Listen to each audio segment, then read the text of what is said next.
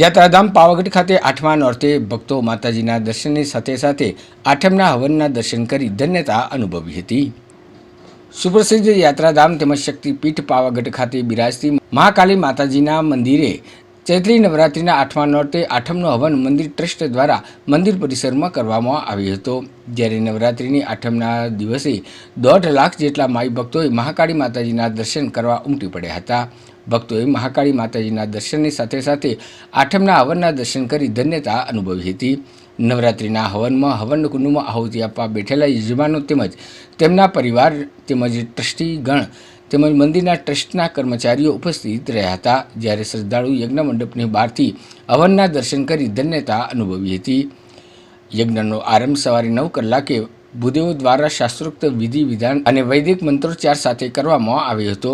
સાંજના 5 કલાકે હવન કુંભમાં શ્રીફળ હોમી શાસ્ત્રોક્ત વિધિવત રીતે યજ્ઞનું સમાપન કરવામાં આવ્યું હતું। જેમાં 8મા નોરતાને લઈ માતાજીના ભક્તોએ મહાકાળી માતાજીના દર્શનની સાથે સાથે માતાજીના 8મા હવનના દર્શનનો લાભ લઈ ધન્યતા અનુભવી હતી। ભાવે